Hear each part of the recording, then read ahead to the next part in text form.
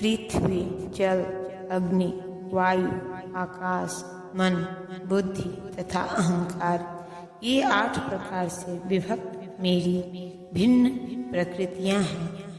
ईश्वर विज्ञान भगवान की स्वाभाविक स्थिति तथा उनकी विविध शक्तियों का विश्लेषण करता है। भगवान के विभिन्न पुरुषों अवतारों की शक्ति को प्रकृति कहा जाता है, जैसा कि सातवें तंत्र में उल्लेख मिलता है। सृष्टि के लिए भगवान कृष्ण का स्वांश 3 विष्णुओं का रूप धारण करता है। पहले महाविष्णु हैं जो संपूर्ण भौतिक शक्ति महत्व तत्व को उत्पन्न करते हैं। द्वितीय गर्भोदक साई विष्णु हैं जो समस्त ब्रह्मांडों में प्रविष्ट होकर उनमें विविधता उत्पन्न करते हैं। तृतीय क्षीरोदक साई विष्णु हैं जो समस्त ब्रह्मांडों में सर्वव्यापी परमात्मा के रूप में फैले हुए हैं और परमात्मा कहलाते हैं। वे प्रत्येक परमाणु तक के भीतर उपस्थित है। जो भी इन तीनों विष्णु रूपों को जानता है वह भव बंधन से मुक्त हो जाता है। यह भौतिक जगत भगवान की शक्तियों में से एक का क्षणिक प्राकट्य है। इस जगत की सारी क्रियाएं भगवान कृष्ण की इन तीनों विष्णु अंशों द्वारा निर्देशित है। ये पुरुष अवतार कहलाते हैं। सामान्य रूप से जो व्यक्ति ईश्वर तत्व कृष्ण को नहीं जानता वह यह मान लेता है कि यह संसार जीव के भोग के लिए है और सारे जीव पुरुष हैं। भौतिक शक्ति के कारण नियंता तथा भोक्ता है। भगवत गीता के अनुसार यह नास्तिक निष्कर्ष झूठा है।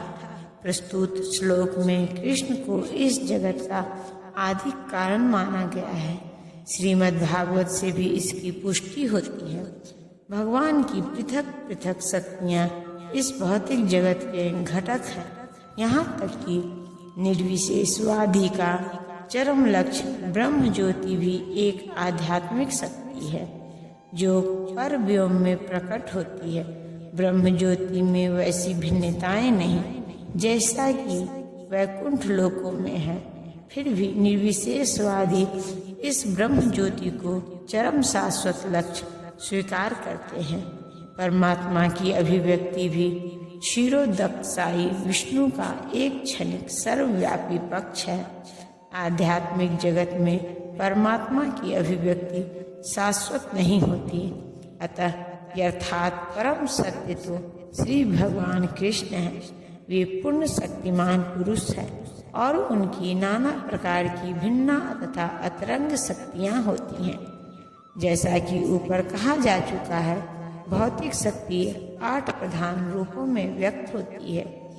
इनमें से प्रथम 5 पृथ्वी, जल, अग्नि, वायु तथा आकाश स्थूल अथवा विराट सृष्टियाँ कहलाती हैं, जिनमें 5 इंद्रिय विषय जिनके नाम है शब्द, स्पर्श, रूप, रस तथा गंध सम्मिलित रहते हैं। भौतिक विज्ञान में ये ही 10 तत्व हैं, किंतु अन्य 3 तत्वों को जिनके नाम मन, बुद्धि तथा अहंकार है भौतिकवादी उपेक्षित रखते हैं। दार्शनिक भी जो मानसिक कार्यकलापों से संबंध रखते हैं पूर्ण ज्ञानी नहीं हैं, क्योंकि वे परम उद्गम कृष्ण को नहीं जानते। मिथ्या अहंकार मैं हूँ तथा यह मेरा है जो कि संसार का मूल कारण है। इसमें विषय भोग की 10 इंद्रियों का समावेश है। बुद्धि महत्व तत्व नामक समग्र भौतिक सृष्टि की सूचक है। अतः भगवान की 8 विभिन्न शक्तियों से जगत के 24 तत्व प्रकट हैं, जो नास्तिक सांख्य दर्शन के विषय हैं। ये मूलतः कृष्ण की शक्तियों की उपशाखाएं हैं और उनसे भिन्न है, किंतु नासाख्य दार्शनिक अल्पज्ञान के कारण यह नहीं जान पाते हैं कि कृष्ण समस्त कारणों के कारण है। जैसा कि भगवत गीता में कहा गया है, सांख्य दर्शन की विवेचना का विषय कृष्ण की बहिरंगा शक्ति का प्राकट्य है। हे महाबाहु अर्जुन, इनके अतिरिक्त मेरी एक अन्य पराशक्ति है जो उन जीवों से युक्त है जो इस भौतिक अपरा प्रकृति के साधनों का विदोहन कर रहे हैं।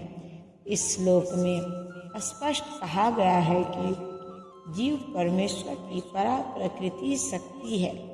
अपरा शक्ति तो पृथ्वी, जल, अग्नि, वायु, आकाश, मन, बुद्धि तथा अहंकार जैसे विभिन्न तत्वों के रूप में प्रकट होती है। भौतिक प्रकृति के ये दोनों रूप स्थूल पृथ्वी आदि तथा सूक्ष्म मन आदि अपरा शक्ति के ही प्रतिफल हैं। जीव जो अपने विभिन्न कार्यों के लिए अपरा शक्तियों का विदोहन करता रहता है, स्वयं परमेश्वर की पराशक्ति है, और यह वही शक्ति है जिसके कारण सारा संसार कार्यशील है। इस दृश्य जगत में कार्य करने की तब तक शक्ति नहीं आती जब तक कि पराशक्ति अर्थात जीव द्वारा यह गतिशील नहीं बनाया जाता। शक्ति का नियंत्रण सदैव शक्तिमान करता है, अतः जीव सदैव भगवान द्वारा नियंत्रित होते हैं। जीवों का अपना कोई स्वतंत्र अस्तित्व नहीं है, वे कभी भी समशक्तिमान नहीं, जैसा कि बुद्धिहीन मनुष्य सोचते हैं। श्रीमद्भागवत में जीव तथा भगवान के अंतर को इस प्रकार बताया गया है।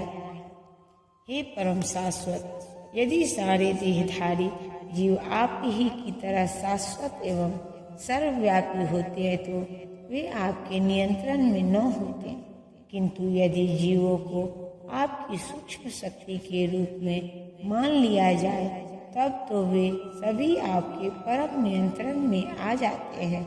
अतः वास्तविक मुक्ति तो आपकी शरण में जाना है, और इस शरणागति की से वे सुखी होंगे।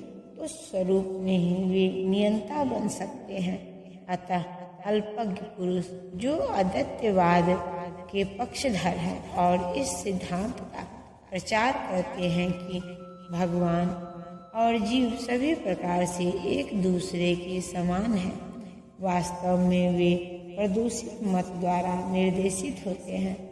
परमेश्वर कृष्ण ही एकमात्र नियंता है और सारे जीव उन्हीं के द्वारा नियंत्रित हैं। सारे जीव उनकी पराशक्ति है, क्योंकि उनके गुण परमेश्वर के समान हैं, किंतु वे शक्ति की मात्रा के विषय में कभी भी समान नहीं है। स्थूल तथा सूक्ष्म और पराशक्ति का उपभोग करते हुए पराशक्ति जीव को अपने वास्तविक मन तथा बुद्धि की विस्मृति हो जाती है। इस विस्मृति का कारण जीव पर जड़ प्रकृति का प्रभाव है, किंतु जब जीव माया के बंधन से मुक्त हो जाता है तो उसे मुक्ति पद प्राप्त होता है। माया के प्रभाव में आकर अहंकार सोचता है मैं ही पदार्थ हूँ और सारी भौतिक उपलब्धि मेरी है। जब वह सारे भौतिक विचारों से, जिनमें भगवान के साथ दाम्पत्य भी सम्मिलित है, मुक्त हो जाता है तो उसे वास्तविक स्थिति प्राप्त होती है। अतः यह निष्कर्ष निकाला जाता है कि गीता जीव को कृष्ण की अनेक शक्तियों में से एक मानती है, और जब यह शक्ति भौतिक कलमश से मुक्त हो जाती है तो यह पूर्णतः कृष्ण भावना भावित या बंधन मुक्त हो जाती है।